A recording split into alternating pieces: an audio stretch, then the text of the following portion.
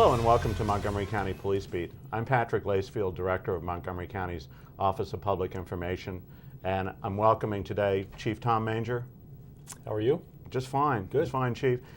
You know, we're about on the holiday season, and I think we all want to make sure that we have a holiday season that's crime-free, that's safe in terms of pedestrian issues. Talk to me a little bit about what your officers are doing, what advice you would give folks during the holiday season. Well, if I had to sum it up, it would be theft prevention. We want to keep people from being robbed as they do their shopping. We want to keep people from breaking into cars and stealing things, gifts that you bought that you may have put in your car. So when we look at the kind of cases that we've had in the past, what we find is that first and foremost, people have to lock their cars. Secondly, conceal the stuff that you put in your car. If you're going to put packages in your car, and I do understand, and I think we all understand that you do a lot of shopping, and you're not going to carry everything around, so you want to make unload in your car. Right. Put them in the trunk. Put them someplace where they can't be seen. That will hopefully deter someone because what we found is there's some folks that are just walking through the parking lot looking in cars to see if they can find something, see something, and find something. Right. So conceal it. We also find that the folks that get their purses snatched or get their wallets taken typically are people that are by themselves. So if you can be with somebody, that goes a step further in really probably preventing yourself from becoming a victim of crime. Right. Now also, of course, parking lots are crazy during the holiday season. People have got to take special care. They do. Not only to be aware of your surroundings to perhaps prevent from being a crime victim, but we've got pedestrians. I mean, we've got folks walking, more and more people walking, and remember that it gets darker earlier this time of year. People have dark clothing on. Absolutely, and so we typically see a spike in pedestrians being struck in parking lots and in and around shopping centers. So drivers have to be very aware of their surroundings, and pedestrians got to keep their eye out as well. Well, I know one thing that the county's pedestrian safety program has always stressed is that when you're in a parking lot, the same way as if you're on a road or in a street, it's a danger zone. It is, and just be, not looking at your phone or not thinking about what you're going to do when you get into the store, but being aware that as you're walking through the parking lot, somebody could be backing up, just watching for those backup lights, looking at cars, looking at what's going on around you. It's tremendously important to do that. Now, I think for you to do your job effectively, you obviously need to craft your police force in a way that makes sense. And I think there's a lot of different ways that you've structured the police force, but one of the ways is dividing the county into geographic districts. Can you talk about that for a second? Sure. If there's one thing that people should know about police service, it's that one size does not fit all. In Montgomery County, we certainly have a very diverse area in terms of we have downtown, very urban areas in Silver Spring and Bethesda. We've got very rural areas out in the agricultural reserve, Poolsville, places like that. So the way you deliver police service is different in those areas. Obviously in Silver Spring and Bethesda, we've got, I think you need to be more available in terms of face-to-face contact with the people in those areas. So we've got officers on foot, we've got officers on bikes. In the urban areas.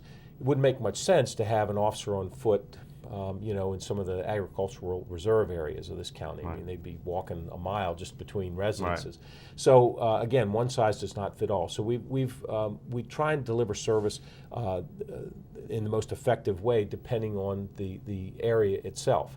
Now, we also, what we've done, one of the ways we've done this is we divide the county into districts. Mm-hmm. And right now we have 6 districts, and we call them by numbers, 1 through 6D, right. First district, second district. Right. Most folks, we've tried to educate the community over the past 10 years or so that the first district's Rockville, second district's Bethesda, third is Silver Spring. And I think a lot of folks know which district they live in. Right. But it's important for us, when we divide up these districts, you want to connect neighborhoods right. that have that it makes sense to connect. You wouldn't want to split a place like downtown Silver Spring into two districts. You want that No, to be you're the not same doing this district. the way you would divide an electoral district No. necessarily. No. I mean, there it would be, so much population in one district, so Right. much population. That's not your primary concern here. No, it's not. I mean, we do look somewhat at population in that when you get and a good example is Clarksburg. I mean, look at the way Clarksburg, the population has grown over the years. So we clearly have to pay attention to that in that district. But you're right. I mean, we think about what neighborhoods connect. We also think about our response times. You can have one, especially in and around interstates in the Beltway. You might have neighborhoods that are geographically very close, but would take you 10 minutes to get from point A to point B. So we got to think about response times as well. So we think about. And we look at calls for service in particular areas, and you've got some areas, especially I'm sort of picking on Silver Spring, but the White Oak area, Silver Spring, has more calls for service than really any other area in the county.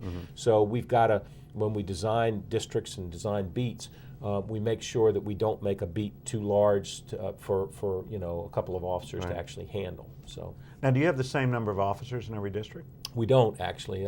Silver Spring has the most, and interestingly, Silver Spring is probably, if not the smallest, one of the smallest in terms districts of area, in terms of square miles. But it's got the most officers because it has the most population, it has the most calls for service, has the most activity, traffic activity, all that sort of thing. Because it's a very urban area, and it takes more officers to police an urban area than it does a more rural area. Now, you're making some changes in the district boundaries. We are. We looked at, and we do this analysis every few years. We look at calls for service. We looked at response times. We look at the population changes and population shifts. And every once in a while, we think it's smart to look at the districts and, are there tweaks that need to be made? And right after the first of the year, we are going to make some changes. And it primarily, there's some that it will be invisible to the public. It's just perhaps one little area that we're moving to a separate district. But probably the biggest changes involve our first district, Rockville, and our fifth district, Germantown. Two very large districts because they have in there a lot of rural area, a lot of residential area. And so I guess in a nutshell, much of the Potomac area, which was covered by our first district in Rockville, is going to actually now be covered by the Bethesda district, our second district in Bethesda. And then much of the western part of the county, Poolesville and that area, which was being covered by Germantown, is now going to be covered by the Rockville district. Now, I have to tell you, Patrick, this absolutely will be invisible to the public. They're not going to notice any change. In fact, if they notice any change, it'll be an improvement in terms of our because coverage. that's what you're shooting for. Well, that's why you're doing it. Well, what we're doing is we're trying to reduce response times. We're trying to we also have to factor in how long it takes a backup officer to get, so that you look at the size of a beat. And if you have an officer working a very large beat and they need a backup, well, that backup might be 6, 7, 8 minutes away, which is a long time if you need help. So we're trying to factor all that sort of thing in. So you're gonna see faster response times for backups, faster response times to 911 calls, and I think it makes more sense geographically to put some of those neighborhoods together. So again, it should be fairly invisible to most folks, but we'll see an improvement in terms of our service delivery. Right. Now, you've also crafted it not just geographically, but also by type of response that you're making in terms of a traffic division and major crimes, other things like that. Can you just talk briefly about that? Well, and they sort of cut across district lines. They do.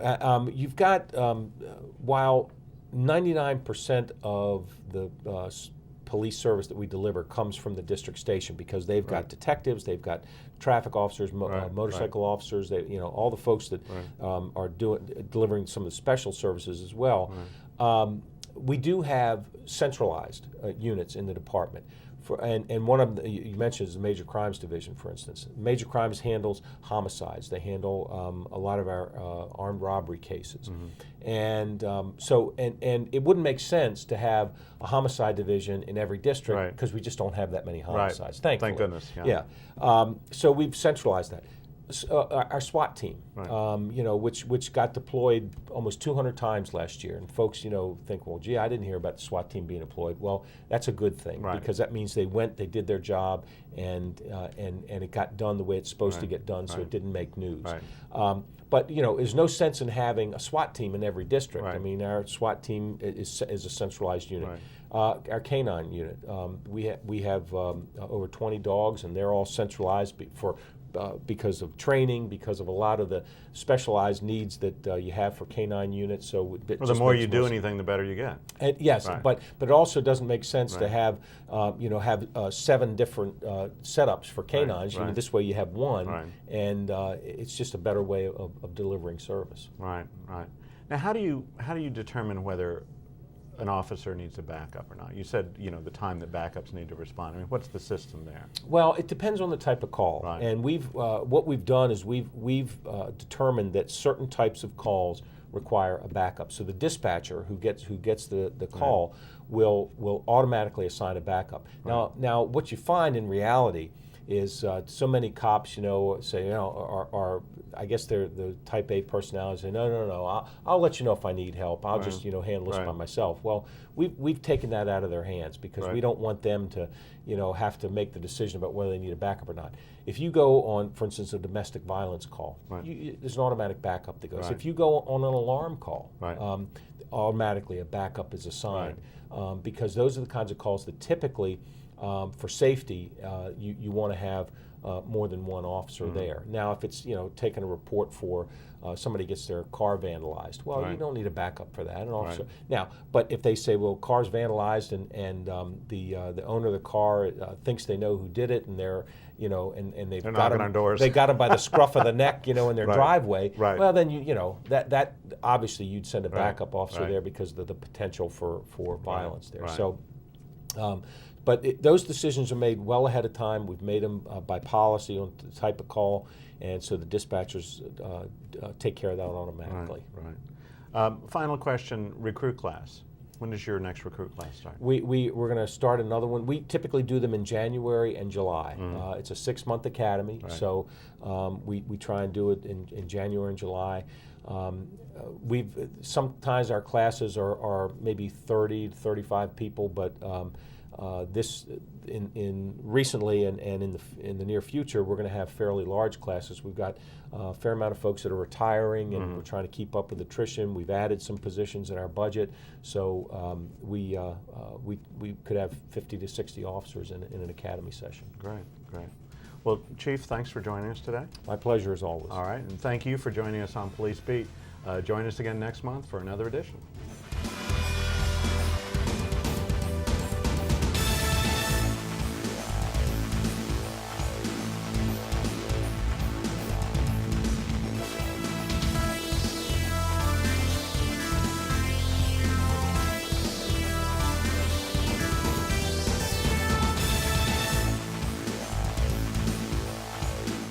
Going shopping this holiday season? Coming up with the perfect gift for everyone on your list isn't easy.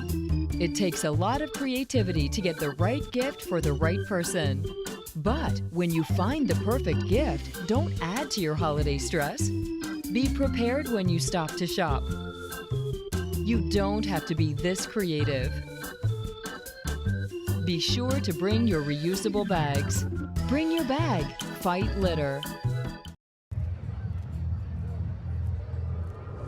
Looking for these? You drive buzzed. It could be one very expensive ride. First, you gotta make bail. Then pay me to get your car back. Your insurance premiums will go through the roof. And my legal fees just keep adding up. All told, it could end up costing you $10,000. Nothing kills a buzz like getting pulled over for buzz driving, because buzz driving is drunk driving. This message brought to you by FEMA. Home fires occur most often in winter. Keep anything that can catch fire at least 3 feet from heating equipment. And never use an oven to heat your home. Stay in the kitchen when frying, grilling, or broiling food. Turn space heaters off when you leave the room or go to bed. Make sure all vents are clear of snow and ice to allow carbon monoxide to vent outside. Have your furnace, heating system, and chimneys serviced each year by a qualified professional. Learn more at www.usfa.fema.gov.